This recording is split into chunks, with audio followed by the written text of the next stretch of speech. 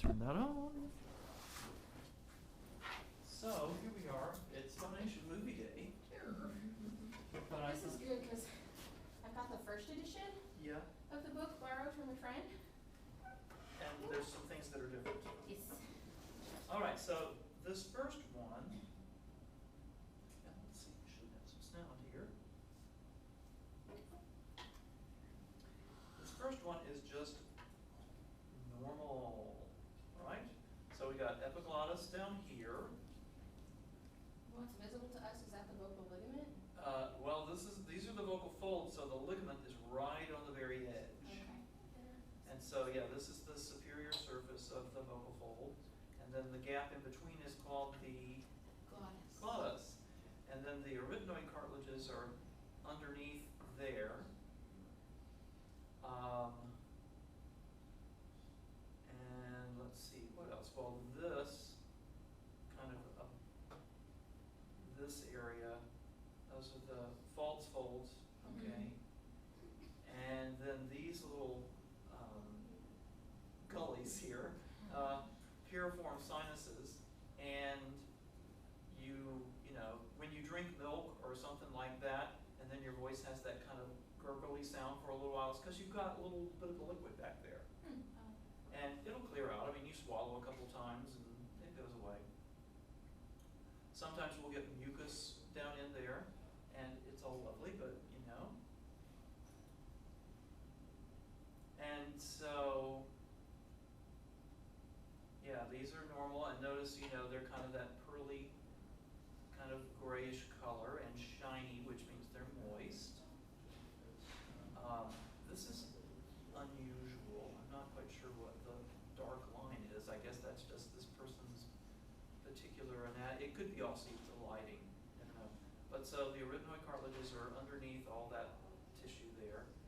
And these are the false folds, these are the true folds, there's the glottis, epiglottis.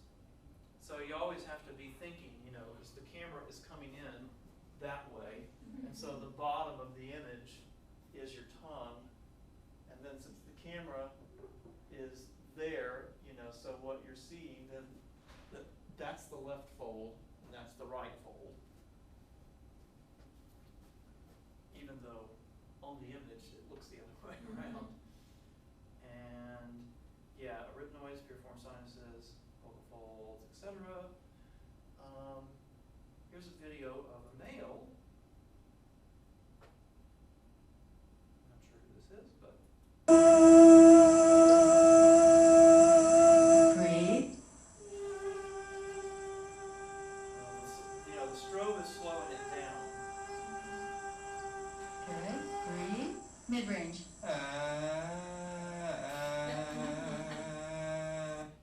It's really hard with the rigid scope to make anything that sounds basically normal.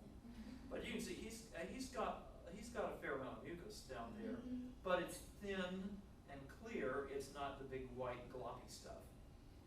He's got a little redness here, which is often a sign of a little refluxing.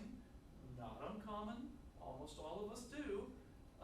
He's got a little redness there because your esophagus is back here, and it's not uncommon that there's some redness there. Gee, I wonder what mine look like right now. Oh no. Being pregnant just makes the reflux even worse. How is you said the esophagus is right back there. Like the vocal, the larynx is really close to the glottis, isn't it? The epiglottis. Like the epiglottis is. Yeah, it is the gateway, you know, because your epiglottis folds down to protect your vocal folds and your airway, and then your vocal folds are the last line of defense before your trachea. So, yeah, and in fact, in trained singers, especially male singers and mezzos that have a really ringy kind of sound, the epiglottis often even kind of folds over, where it's harder to see the vocal folds. When they phonate. Yeah, but that actually is what helps generate the ring. Okay, so that's a male. And then a female. Come on. Go. There we go. Real-time descending scale. So we will see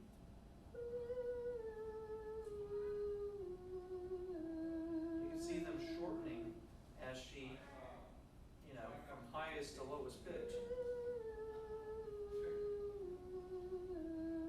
It's subtle. A wider pitch range would make it a little clearer. And see, you can see down into her trachea. You can see the rings of the trachea down in there. This is a little grayish here. I'd have to see it better. The image is not the best. Sometimes a little, they call it pachydermia. If it looks like elephant skin back there, that's a sign of reflux as well. Yeah, this is the really awesome video, though. Okay, number one, it's really close in, and this is super slow-mo. So, check it out. So their vocal folds are being approximated there, and you can see they start to Oh my oscillate. God, gross. Oh, cool. Yeah, you can see the. Them roll together. Yeah, so this is actual movement, while on a strobe, you're seeing multiple cycles. This is actual movement of the tissue. You can see little capillaries in there, because there's muscle, you know. That's just mucus, nothing but bad there. This person has a little gap in between and in the posterior glottis. That's not uncommon. Is that the mutational chink that hasn't Well, closed up? Or? yeah, but I mean, a lot of people have that, even as adults. They have a little bit of a gap there. More often you'll see it in women than in men, but I have professional singer friends, tenors, who have a little gap back there, and they have perfectly fine voices. Yeah, let's watch it again. So you see they're apart, and they're coming together. You can see that the muscles here are bringing the vocal folds together, and they don't even get into contact before they are actually brought into motion. But you can see they meet at the bottom, and it ripples up to the surface. And you can see things kind of oscillating along with the airflow there a little bit. One more time.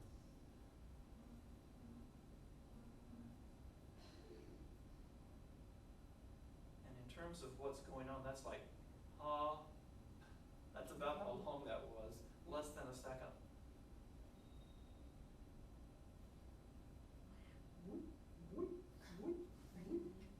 So, It feels terrible. It reminds me of those twerking videos.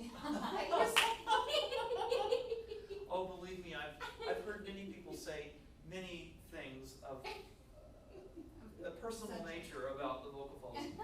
But this is fairly low in range because we're seeing a lot of that rippling. You wouldn't see that at a very high pitch. Okay, now number 13. This is a really good one. I'm going to show this one to the undergraduates because the difference between a healthy onset and a glottal. Ooh.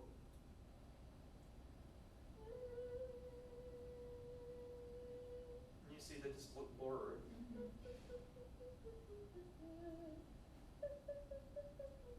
So you can hear there's this tiny little H there.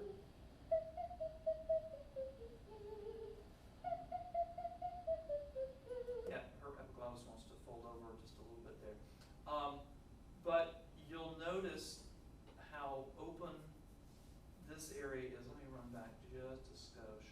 You know, even while she's phonating, you'll see that this is all nice and open. The false folds are just kind of chilled out, you know, and then we're going to compare what we see when she's doing intentionally hard onsets.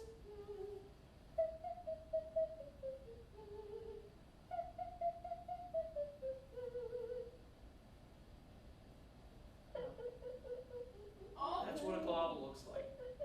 Ew. So you can see there's a lot of activity here in the false vocal folds, and then there's this compression, anterior to posterior compression that's going on. So the whole area is constricting to help kind of push things together, and as a result, people who do a lot of glottal onsets are more likely to have the granuloma, which is the contact ulcers of the arytenoid cartilages. Yeah. it's painful to listen to, but Sounds like a seal. as you can see, there's all this compression that's going.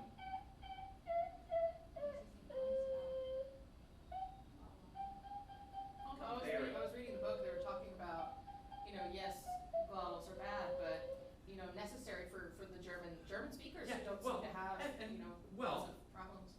Right, but there's a difference between me going, knock off, you hear, but I'm not going, I'm not doing a cough. Yeah. And a German speaker is not gonna do that. We might say,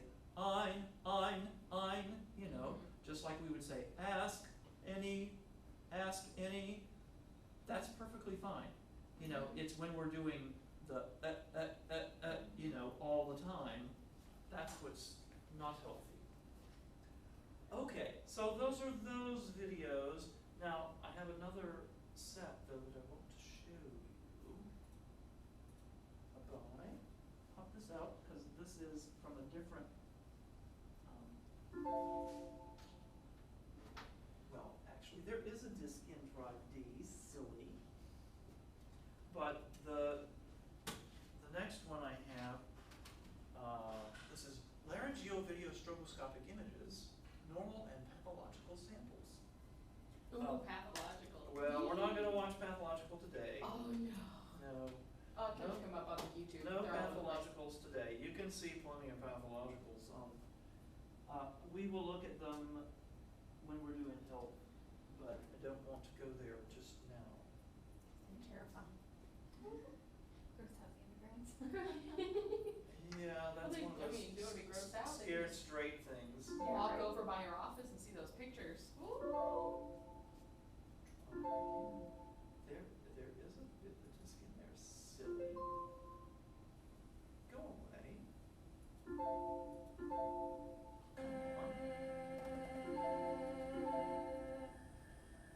Excuse me. Yeah, maybe I can just.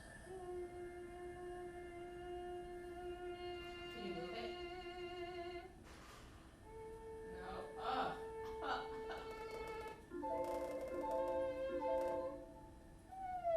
Okay, let me pause the one that we want to see.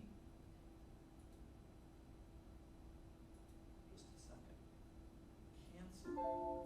Cancel.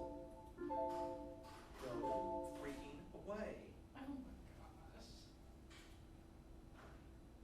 Maybe if I just, maybe that will make it go away. No? Okay, now if I go, Ah.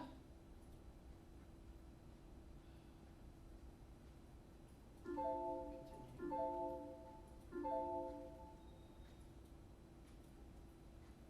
The wrong volume is in the drive? What does that even mean? It's okay. I just want to make this video show, so let's see what we can do. If I can full screen it. Great, right where I'm.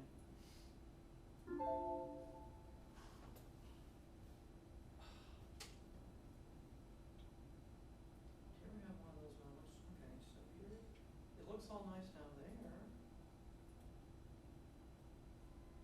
How do I get that to go away? Let me see if I right click, maybe. No?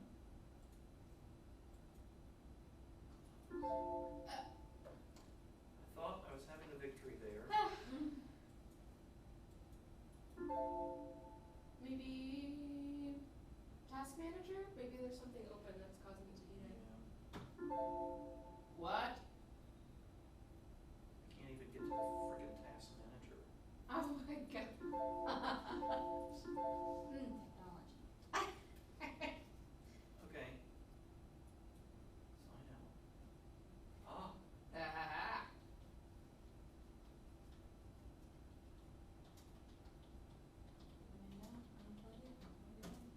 that's right.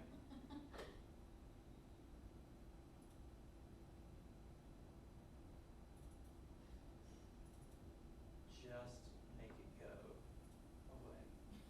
Okay, so this one's normal. Couple things I want to make you aware of. change in length when we have a change in pitch. So here's epiglottis, false folds, the true folds, the ligament edge is right there, trachea, arytenoid mounds, and so on. Noticing also that mucosal wave, that the surface will kind of ripple, okay, and that it's symmetrical, you know, that both sides are moving in sync with each other, and that vocal folds are lining up really symmetrically. Also, when they do a crescendo, watch what happens in terms of the length of the time that the folds are in contact with each other, and maybe even the amount of surface that's in contact, because it will increase.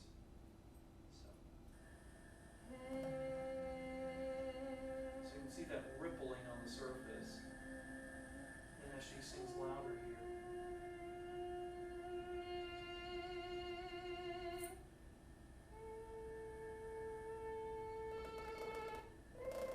There's some noise, but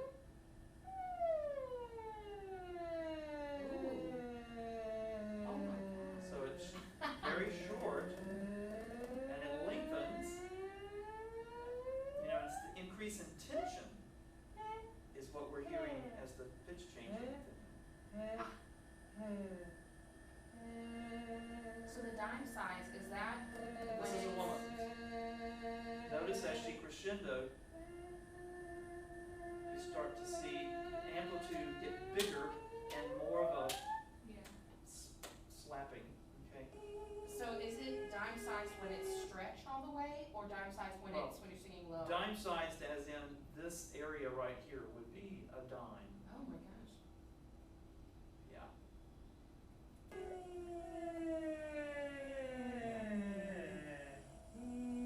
Sorry, we're in kind of at an angle.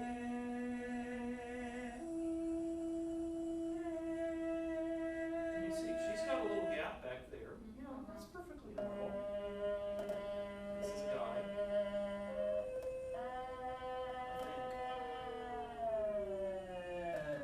Yeah, it's a guy.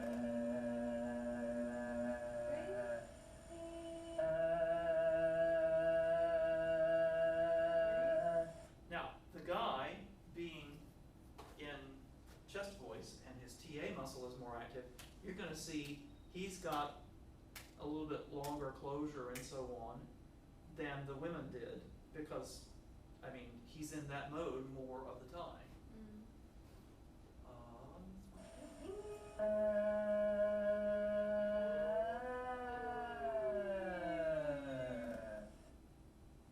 Okay, so let's just run back one more time, because she was doing some, this is Wendy, my friend.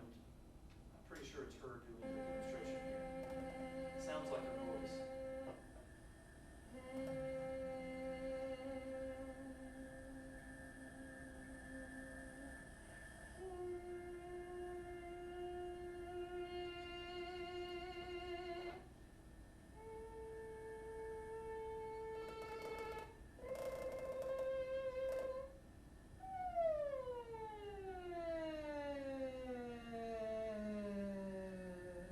This was live.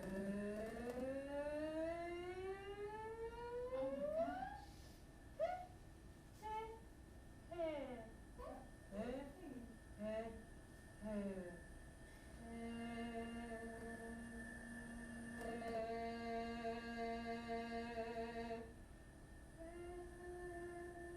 As she crescendos, you'll see the contact increases. Anyway, kind of fun, huh? So, any questions about what you're seeing? It's really cool to see as like on the women when the vocal cords shorten in the lower range, how much more contact there is. And they really look slack, you know. Yeah. Now, on Tuesday, when we go to the clinic, didn't see it here, but I'll do Fry. Fry looks very interesting. I've got some video, high-speed video of Fry. I think he can do some fairly high-speed stuff on me. But anyway, in Fry, I mean, oftentimes the whole area will kind of, so like epiglottis, and that whole area will kind of constrict. Just because your TA muscle is quite active in fry, and the CT is just like, okay, I'm on the beach. And then, but also, you'll just see that they're basically closed, and then you'll get a little bubble of air through. And that's what it sounds like, you know, like there's these little individual pulses, and one of the other names for it is pulse register. So, that's all I had for today. Just some fun videos. Anything else? As I dance into the camera? Anything else for the good of the order? I'm very sorry to hear about. And in fact, my phone rang, and it's Dr. Allen, and I bet she's calling me about, okay, did you hear this? Oh my gosh. Yeah. She's at home. Okay. We've got her own Motrin. Yeah. It's kinda funny. Ice and sleep as needed. Ice, rest, elevation. Yep.